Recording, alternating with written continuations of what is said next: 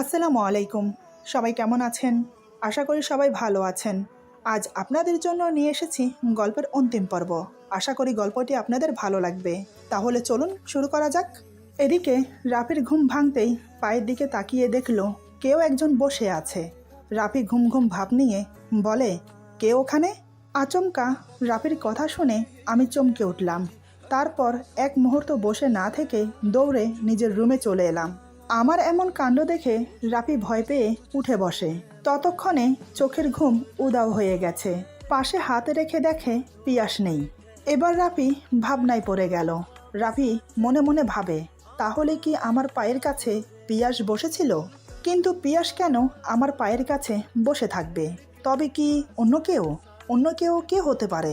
কিন্তু পিয়াস কোথায় গেল? রাফি আর দেরি না করে পিয়াসকে ফোন দিল। এদিকে পিয়াস চোখ বন্ধ করে রাইসাকে বুকের সাথে জড়িয়ে ধরে স্বপ্নের দেশে ভাসছে। রাইসাও চোখ বন্ধ করে পিয়াসকে জড়িয়ে ধরে আছে। বেশ রোমান্টিক মুহূর্ত চলছিল দুজনের মধ্যে। কিন্তু হঠাৎ পিয়াসের ফোনটা বেজে উঠে সব শেষ করে দিল। পিয়াস মুখে বিরক্ত ফুটিয়ে বলে, ওহো, এই অসময়ে আবার কে ফোন দিল এত রাতে? এই বলে পকেট থেকে ফোন বের করে ফোনের স্ক্রিনে রাফির নাম্বার দেখার সাথে সাথে পিয়াস শুকনো ঢোক গিলে বলে, সর্বনাশ, ভাইয়া তো উঠে গেছে, এখন কি হবে? পিয়াসের কথা শুনে রাইসাও ঘাবড়ে যায়। ভালোবাসার মানুষের সাথে একটু সময় কাটাতে এসে ধরা না পড়ে যায়। রাইসা বলে, কি ভাইয়া? পিয়াস বলে, হ্যাঁ ভাইয়া, এখন কি করব? ফোন রিসিভ করলে যদি জিজ্ঞেস করে কোথায় আমি, তখন কি বলবো? রাইসা বলে, ফোন রিসিভ করে কিছু একটা বলে ম্যানেজ করো। পিয়াস ফোন রিসিভ করে বলে, হ্যাঁ হ্যালো।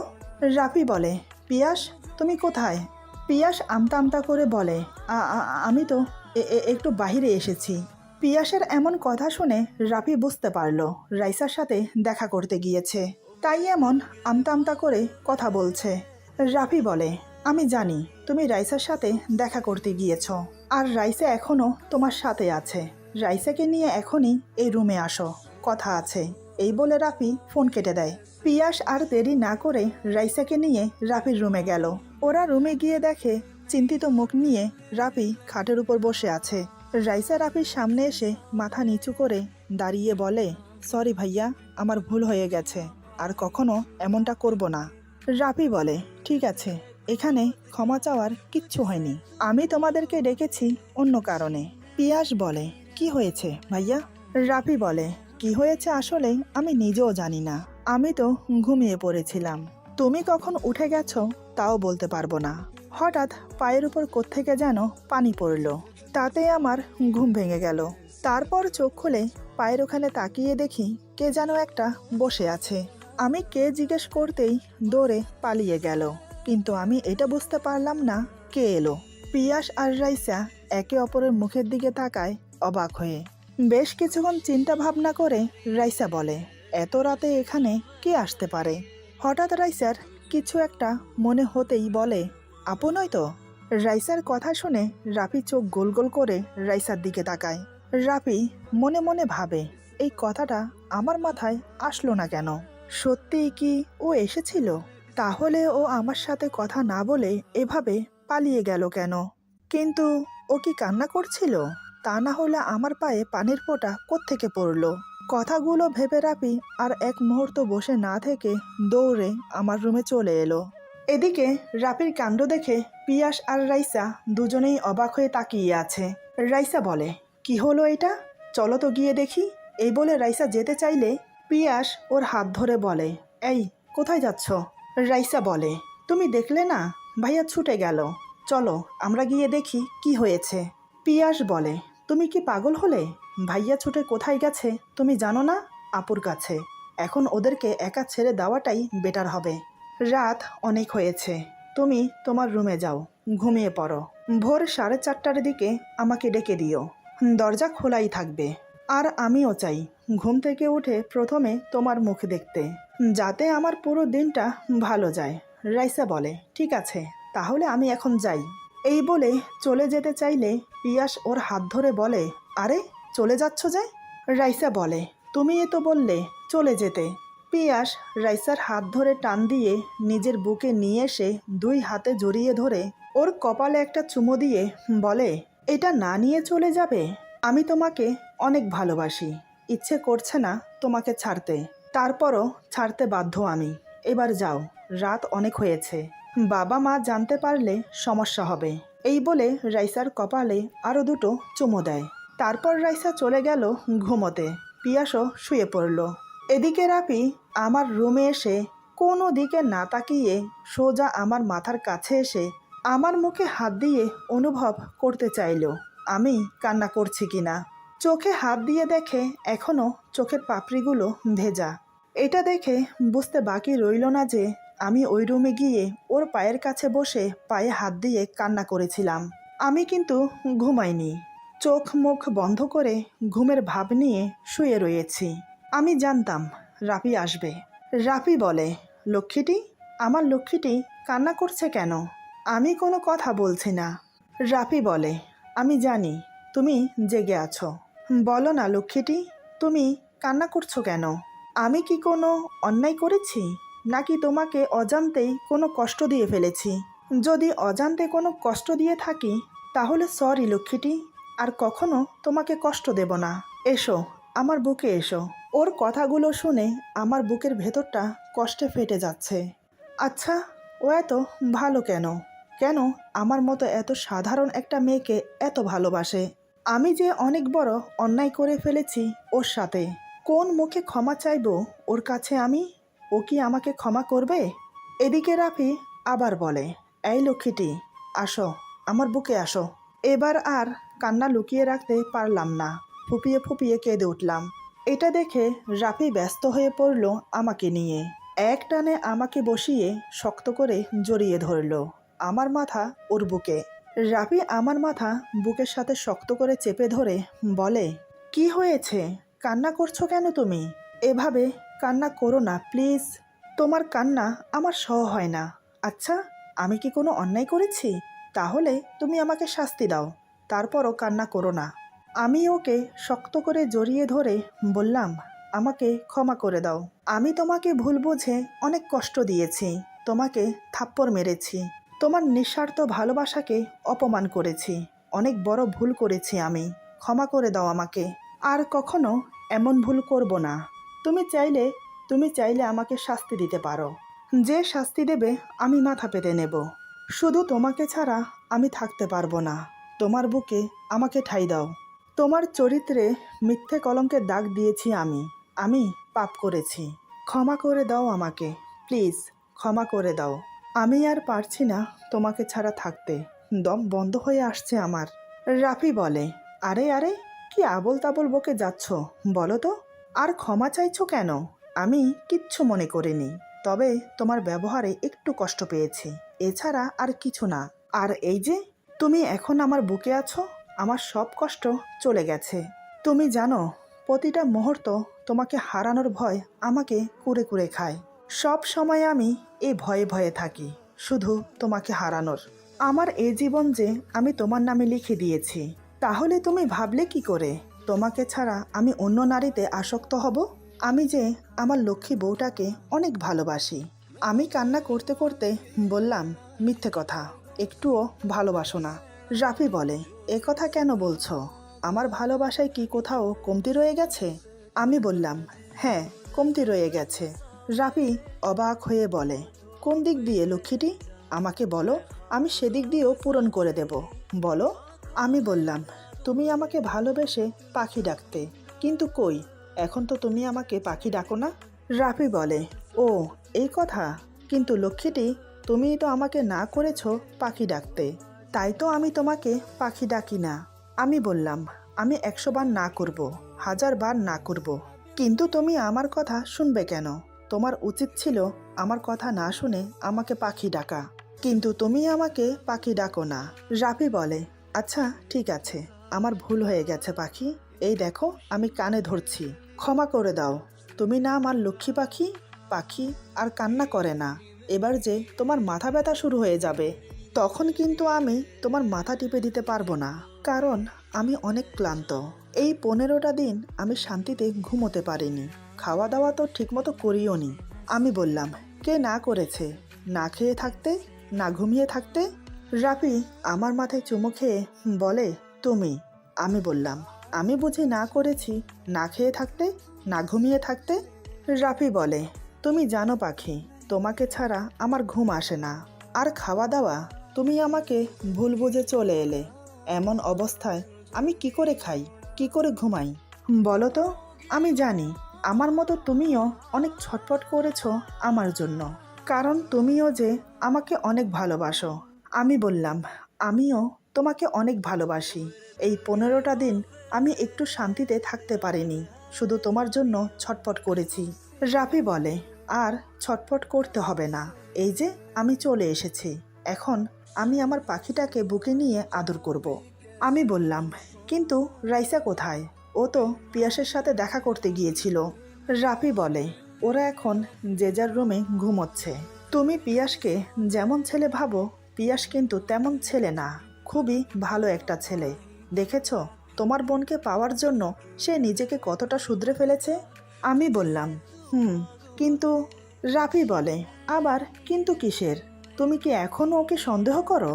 আমি বললাম, না সেটা না, তবে স্বপ্নে যে আর বলতে পারলাম না। রাফি বলে, স্বপ্ন? হ্যাঁ, স্বপ্নের কথা বলতে মনে পড়ল। আচ্ছা পাখি, তুমি আমাকে এটা বলো যে তুমি স্বপ্নে কি দেখেছ? আমি জানি তুমি স্বপ্নে ভয়ঙ্কর খারাপ কিছু দেখেছ, যার জন্য তার আসর তোমার উপর পড়েছে। আমাকে বলো না প্লিজ, আমিও জানতে চাই আমার পাখিটা কি এমন স্বপ্ন দেখলো। আমি বললাম, বলবো? রাফি বলে, বলো।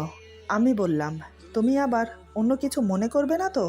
রাফি আমার কপালে একটা চুমু খেয়ে বলে, কিচ্ছু মনে করব না, তুমি বলো। এবার আমি স্বপ্নে যা যা দেখেছি সব ওকে খুলে বললাম।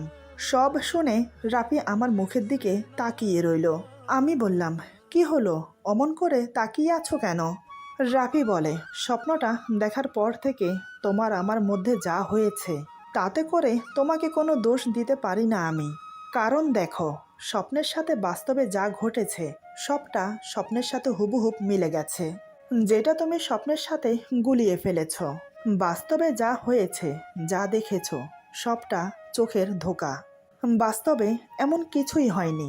স্বপ্নে তুমি যা দেখেছ সেটা যদি আমাকে আগে বলতে, তাহলে হয়তো আমাদের মাঝে এমন কিছুই হতো না। পাখি, আমি তোমাকে খুব ভালোবাসি। মনে আছে তোমার, তোমাকে যেদিন আমি প্রথম দেখতে আসি, সেই দিন তোমার সাথে আমার মাঠে দেখা হয়েছিল।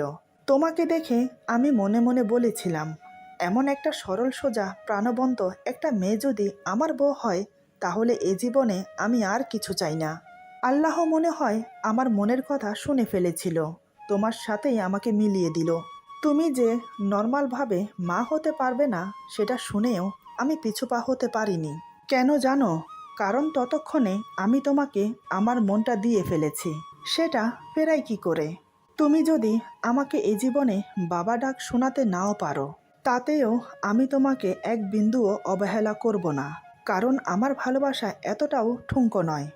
যাকে আমি আমার জীবনের চাইতেও বেশি ভালোবাসি, তাকে আমি অবহেলা করি কি করে বলো তো? ভালোবাসি তোমাকে আমি, মরার আগ পর্যন্ত এভাবে ভালোবেসে যাব তোমাকে। তবে আমাকে কথা দাও, এসব আজে বাজে স্বপ্ন দেখে সেটাকে সত্যি মনে করে আমাকে আর কষ্ট দেবে না। আমি বললাম, যদি কষ্ট দেই তাহলে কি করবে? রাফি আমাকে ওর কোলে বসিয়ে আমার চোখে চোখ রেখে বলে, কি আর করব? আমার পাখির রাগ ভাঙানোর চেষ্টা করব, এই যে এখন যেভাবে করছি। আমি বললাম, ছেড়ে যাবে না তো? রাফি বলে, মাথা খারাপ আমার যে তোমাকে ছেড়ে যাব আমি? তোমার ভেতরে আমার আত্মার বসবাস, সেই আত্মা থেকে যদি দূরে সরে যাই তাহলে আমি বাঁচব, মরে যাব না? আমি ওর মুখ চেপে ধরে বললাম, ছি, মরার কথা বলে না, তোমার কিছু হয়ে গেলে আমার কি হবে? রাফি বলে, সত্যি বলছো তো? আমি বললাম, সত্যি বলছি। রাফি বলে, আমার বিশ্বাস হয় না, কারণ একটুখানি ঝামেলা হওয়ার পর তুমি আমাকে ছেড়ে চলে এসেছিলে। আমাকে ছেড়ে না এসে দুজনে মিলে সমস্যাটা সমাধান করতে পারতাম, কিন্তু শুধু শুধু আমাকে কষ্ট দিয়েছ। তুমি জানো অনেক কষ্ট দিয়েছো তুমি আমাকে। এখন বলছে আমার কিছু হয়ে গেলে তার কি হবে? যখন আমাকে ছেড়ে চলে এসেছিলে তখন মনে ছিল না? আমি বুঝতে পারলাম আমার উপর রাগ নয়, অভিমানের পরদ বসেছে মনে। আমি ওর গলা জড়িয়ে ধরে ওর কপালে একটা চুমো দিয়ে ওর ঠোঁটে ঠোঁট ডুবিয়ে দিলাম। বেশ কিছুক্ষণ পর ছেড়ে দিয়ে বললাম, সরি, আর কখনো তোমাকে ছেড়ে আসবো না। তোমাকে ছাড়া থাকা যে সম্ভব না, এবার সেটা আমি বুঝে গেছি, তাই আর কখনো এই ভুল করব না। রাফি বলে, মনে থাকে যেন। কথাটা শেষ করেই আমার ঠোঁটে ঠোঁট ডুবিয়ে দিল। বেশ কিছুক্ষণ পর আমি বললাম, চলো ঘুমোবে। রাফি ঘড়ি দেখে বলে, রাত 3:30 বাজে, এখন আর ঘুমোতে ইচ্ছে করবে না। আর তোমাকে কাছে পাওয়ার পর থেকে তো ঘুম উধাও হয়ে গেছে আমার। আমি বললাম, তো এখন কি করবে? বাকি রাত কি এভাবে বসে বসে কাটাবে? রাফি বলে, কেন বসে কাটাবো কেন? বাকি রাত তোমাকে আদর করে কাটাবো। যে কষ্ট দিয়েছ সেটা এখন সুদে আসলে উসুল করব। কথাটা বলে আমাকে বিছানায় শুইয়ে দিয়ে আমার উপর ঝাঁপিয়ে পড়ল। ওর এমন কাণ্ড দেখে মনে হচ্ছে অনেক দিনের পিপাসিত, ক্ষুধার্ত। তাই আমিও বাধা না দিয়ে মুচকি হাসলাম। আমি বললাম, আরে আরে, দরজা তো আগে লাগাও। রাফি বলে, ও ভুলেই গিয়েছিলাম আমি দরজা লাগাতে। এই বলে দৌড়ে গিয়ে দরজা লাগিয়ে এসে আবার আমার উপর শুয়ে পড়ল। ওর 2 হাত ব্যস্ত আমাকে বিবস্ত্র করতে, সাথে নিজেও উপরের টি শার্ট খুলে ফেলল। দুজনেই এখন অর্ধনগ্ন অবস্থায় একে অপরকে আলিঙ্গন করে আছি। রাফি বলে, তোমার এই শরীরের স্পর্শ আমাকে মন ভরে উপভোগ করতে দাও। কত দিনের ক্ষুধার্ত আমি, সেই ক্ষুধা নিবারণ করতে দাও। আমি কিছু না বলে ওকে শক্ত করে জড়িয়ে ধরলাম। এই স্পর্শটুকু পাবার জন্যই তো ছটফট করেছিলাম আমি এই কয়দিন। তাই আজ মন ভরে আমিও উপভোগ করব তোমার স্পর্শ। রাফি আমার উন্মুক্ত বুকে চুমোয় চুমোয় ভরিয়ে দিচ্ছে। ওর প্রতিটা চুমোর স্পর্শে আমি কেঁপে কেঁপে উঠছি। রাফি এবার ধীরে ধীরে উপরের দিকে এসে আমার গলায় কানের নিচে মুখ গুজে দিল। ওর হাত আমার বুক স্পর্শ করেছে। অনুভূতির পারদ যেন ধীরে ধীরে উত্তেজনায় পরিণত হচ্ছে। রাফি মুখ তুলে আমার দিকে এক নজর তাকিয়ে আমার 2 গালে চুমো খেলো। আমার 2 চোখের পাতায় চুমো খেয়ে আমার ঠোঁটে আলতো করে কামড় দিয়ে ঠোঁটে ঠোঁট ডুবিয়ে দিল। তারপর পাগলের মতো চুমো খেতে লাগলো। ওর প্রতিটা স্পর্শে ওর ভালোবাসা বারবার আমাকে জানান দিয়ে যাচ্ছে যে ও আমাকে কতটা ভালোবাসে। এরপর ধীরে ধীরে দুজন সঙ্গমে লিপ্ত হলাম। এক সময় দুজনেই ক্লান্ত হয়ে একে অপরকে জড়িয়ে ধরে শুয়ে রইলাম। তারপর বাকি রাত রাফির বুকে মাথা রেখে গল্প করে কাটিয়ে দিলাম। এদিকে ভোর 4:30টার দিকে রাইসা চুপি চুপি পিয়াসের রুমে গেল। রুমে গিয়ে দেখে পিয়াস চিত হয়ে শুয়ে গভীর ঘুমে বিভোর হয়ে আছে। রাইসা ধীরে ধীরে পিয়াসের পাশে গিয়ে বসলো। বেশ কিছুক্ষণ মনে মুগ্ধ হয়ে ওর মুখের দিকে তাকিয়ে রইল। তারপর আলতো করে পিয়াসের ঘুমন্ত মুখে চুমো খেলো। এতে করে পিয়াস একটু নড়ে চড়ে উঠল। রাইসা পিয়াসের মাথায় হাত বুলিয়ে পিয়াসকে ডাকতে লাগলো, এই পিয়াস ওঠো, ভোর হয়ে গেছে। কিন্তু পিয়াস উঠছে না। এবার রাইসা পিয়াসকে ঝাঁকিয়ে বলে, এই ওঠো, ওঠো বলছি। এবার বেচারা পিয়াস ভয় পেয়ে ধরফরিয়ে উঠে বসে। পিয়াস উঠতে উঠতে চেঁচিয়ে বলে, কি হয়েছে?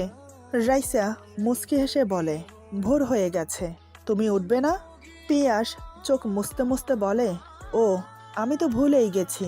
এখন না গরম গরম 1 কাপ চা হলে খুব ভালো হতো, ঘুমের রেশটা একটু কাটতো। রাইসা বলে, তুমি বসো, আমি তোমার জন্য চা বানিয়ে নিয়ে আসি।